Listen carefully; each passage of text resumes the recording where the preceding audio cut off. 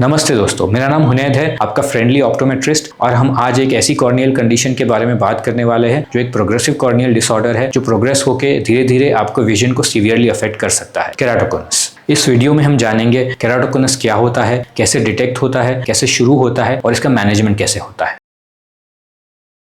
So what is keratoconus? Keratoconus एक progressive corneal disorder है जिसमें आपकी कॉर्निया, जो नॉर्मली एक राउंड शेप में होती है, धीरे धीरे पतली हो जाती है और बल्ज होकर एक कोन शेप में आ जाती है। इस शेप चेंज का फर्क सीधे आपके विजन पर पड़ता है। इसके कुछ सिम्टम्स होते हैं: blurry vision, double vision, distorted images, frequent power change और लाइट से ग्लेयर। केराटोकोनस यूजुअली टीनेज या अर्ली एडल्टहुड में शुरू होता है और ये कई साल तक प्रोग्रेस करता है। सो केराटोकोनस क्यों होता है? वेल, इसका 100% एग्जैक्ट कॉज अभी तक नोन नहीं है, बट इसके कई रिस्क फैक्टर्स होते हैं जो इसको अफेक्ट करते हैं और इसको इन्फ्लुएंस करते हैं। इसमें सबसे इंपॉर्टेंट फैक्टर होता है जेनेटिक्स, यानी आपकी फैमिली में अगर किसी को केराटोकोनस है, जैसे कि आपकी सिबलिंग्स को या आपके फादर को, तो आपको भी केराटोकोनस होने के रिस्क ज्यादा रहता है। दूसरा जो फैक्टर होता है वो होता है एक्सेसिव आई रबिंग। नॉर्मली ये सबसे इंपॉर्टेंट कंट्रोलेबल फैक्टर होता है, यानी नॉर्मली क्या करते हैं लोग के इचिंग होती है, ड्राइनेस होती है या कोई एलर्जी होती है तो बहुत ज्यादा आई रबिंग करते हैं। इसके वजह से भी केराटोकोनस बढ़ने के चांसेस बहुत बढ़ जाते हैं। कुछ और कंडीशंस जैसे कि अस्थमा, एक्जिमा या एलर्जिक कंजक्टिवाइटिस की में भी ये रिस्क ज्यादा रहता है। कुछ कनेक्टिविटी टिश्यू डिसऑर्डर्स जैसे कि मार्फन सिंड्रोम या एहलर्स-डायनलोस सिंड्रोम में भी ये रिस्क केराटोकोनस होने का ज्यादा रहता है। ये सारे फैक्टर्स आपके कॉर्नियल टिश्यू को वीकन करते हैं, जिसकी वजह से केराटोकोनस होने के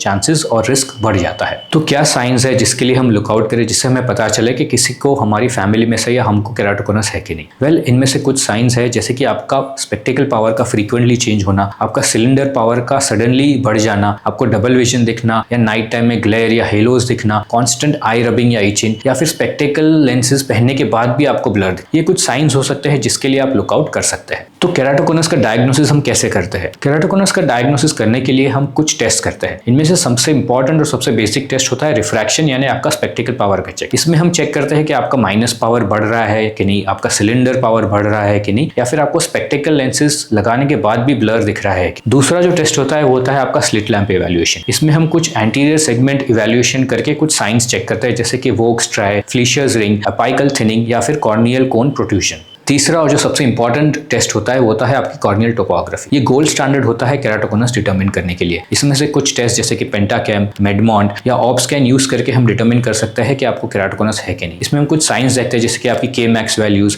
आपके एक्सियल या सजाइटल मैप्स या आपके एलिवेशन मैप्स। इससे हम डिटरमिन कर सकते हैं कि आपको केराटोकोनस है, आपकी कॉर्नियल थिकनेस कितनी है और आपका सिलेंडर वैल्यू कितना है। कॉर्नियल टोपोग्राफी इंपॉर्टेंट होती है आगे कंपेरिजन करने में भी, जिससे हमें पता चलता है कि आपकी कॉर्नियल कंडीशन प्रोग्रेस कर रही है या स्टेबल है, क्योंकि केराटोकोनस में प्रोग्रेस होना बहुत जरूरी होता है कई केसेस में। टोपोग्राफी इंपॉर्टेंट होता है ना कि सिर्फ केराटोकोनस को डिटरमिन करने में, बल्कि इसको चेक करने में कि इसका प्रोग्रेशन हो रहा है कि नहीं। हर 6 महीने में या हर साल में एक बार हम इसका फिर से टेस्ट रिपीट करते हैं। इससे हमें पता चलता है कि आपका केराटोकोनस स्टेबल है या फिर ये प्रोग्रेस कर रहा है। इसके अलावा हम कुछ और टेस्ट भी कर सकते हैं, जैसे कि पैक्योमेट्री, जिससे हमको आपको कॉर्नियल थिकनेस का पता चलता है, और केराटोमेट्री, जिससे हम आपको कॉर्नियल सिलेंडर के बारे में बता सकते हैं। सो केराटोकोनस के कितने स्टेजेस होते हैं? केराटोकोनस के 4 स्टेजेस होते हैं: अर्ली या फिर mild stage, moderate stage, advance stage और फिर सीवियर स्टेज। जो अर्ली या फिर माइल्ड स्टेज होता है, इसमें आपको इनिशियल एस्टिग्मेटिज्म दिखता है और ग्लासेस से करेक्शन पॉसिबल हो पाता है। मॉडरेट स्टेज में आपके ग्लासेस थोड़े इनफेक्टिव हो जाता है क्योंकि आपका सिलेंडर पावर बढ़ जाता है।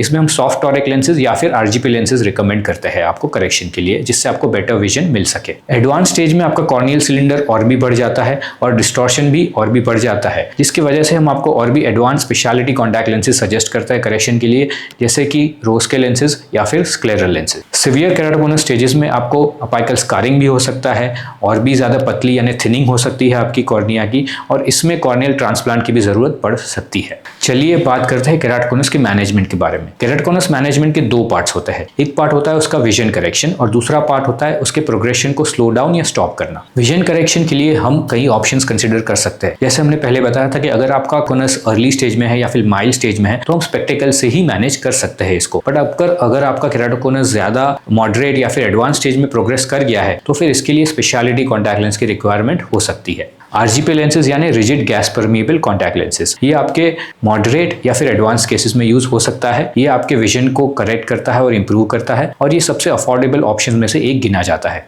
दूसरा जो आपका विजन करेक्शन के लिए ऑप्शन होता है वो है रोज के कॉन्टैक्ट लेंसेज। ये RGP लेंसेज का एक मॉडिफाइड वर्जन है। इसमें वेरियस ऑप्शंस अवेलेबल होते हैं, जैसे कि Rose K2 lenses, Rose K2 PG lenses, Rose K2 IC lenses, Rose K2 XL lenses, depending on your corneal condition. ये RGP लेंसेज से थोड़ा ज्यादा कंफर्टेबल होते हैं और ये लेंसेज स्पेशली केराटोकोनस के लिए डिजाइन किए गए होते हैं। तीसरा जो ट्रीटमेंट ऑप्शन होता है वो होता है हाइब्रिड या फिर पिगी बैक लेंसेज। ये लेंसेज आपको RGP लेंसेज के साथ एक सॉफ्ट स्कर्ट दिया जाता है, जिसकी वजह से आपको RGP लेंसेज से जो डिस्कम्फर्ट होता है वो ना महसूस हो। चौथा जो ट्रीटमेंट ऑप्शन है वो होता है scleral contact lenses. Scleral contact lenses सबसे कंफर्टेबल ऑप्शन में से एक गिना जाता है। ये गेम चेंजिंग ऑप्शन है केराटोकोनस और दूसरे प्रोग्रेसिव कॉर्नियल डिजीजेस के लिए। ये आपके कॉर्निया पे रेस्ट नहीं करता है, ये आपको कॉर्निया को वॉल्ट करके आपके स्क्लेरा पे रेस्ट करता है और इसका साइज टिपिकली 15 से 20 mm के बीच में होता है। अब हम बात करने वाले हैं डिजीज को प्रोग्रेस होने से स्टॉप करने के लिए या स्लो डाउन करने के लिए एक प्रोसीजर यूज होता है जो एक ऑफ्थैल्मिक प्रोसीजर है। ये होता है कॉर्नियल क्रॉस लिंकिंग या CXL। इसमें आपका UV लाइट प्लस राइबोफ्लेविन का सोल्यूशन होता है, जिससे कॉर्निया को एक लिमिटेड टाइम के लिए एक्सपोज किया जाता है। ये आपके कॉर्निया के फाइबर्स को स्ट्रेंथन करता है और ये बहुत ही इंपॉर्टेंट इंटरवेंशन होता है। कॉर्नियल क्रॉस लिंकिंग यूजुअली आपको कॉन्टैक्ट लेंस देने से पहले किया जाता है, ताकि आपका कॉर्निया थोड़ा स्टेबल हो जाए और आफ्टर अबाउट 30 to 45 डेज आपको स्पेशलिटी कॉन्टैक्ट लेंस ट्रायल दिया जाता है।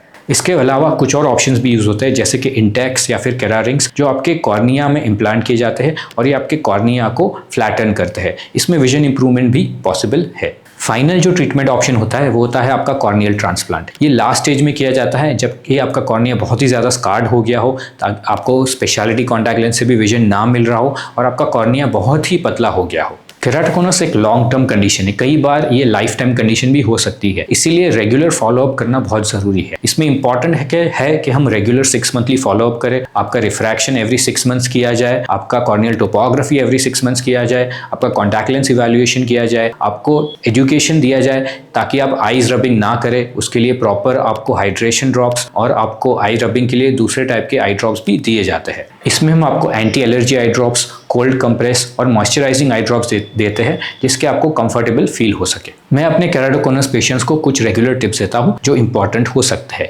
जैसे कि कभी भी आपको आइस को रब नहीं करना है, proper contact lens hygiene maintain करना है, डस्टी एनवायरनमेंट्स को अवॉइड करना है, कुछ सेफ्टी प्रोटेक्टिव आईवेयर यूज करना है और रेगुलर फॉलोअप्स के लिए आना है। तो दोस्तों, केराटोकोनस एक बहुत ही मैनेजेबल कंडीशन है, बट इसमें प्रॉपर अर्ली इंटरवेंशन और टाइमली डिटेक्शन जरूरी है। तो आपको frequent power change, night time glare या ब्लर विजन में से कोई सिम्टम्स नजर आ रहे हैं अपने या अपने किसी फैमिली मेंबर के आई साइट में, तो अपने ऑप्टोमेट्रिस्ट से आज ही केराटोकोनस की स्क्रीनिंग करवाएं। मेरा नाम हुनैद है, मैं एक ऑप्टोमेट्रिस्ट हूँ। अगर आपको ये वीडियो अच्छा लगा हो तो इसको लाइक, शेयर, सब्सक्राइब और कमेंट जरूर करें। मिलते हैं फिर अगला वीडियो में, तब तक take good care of your eyes.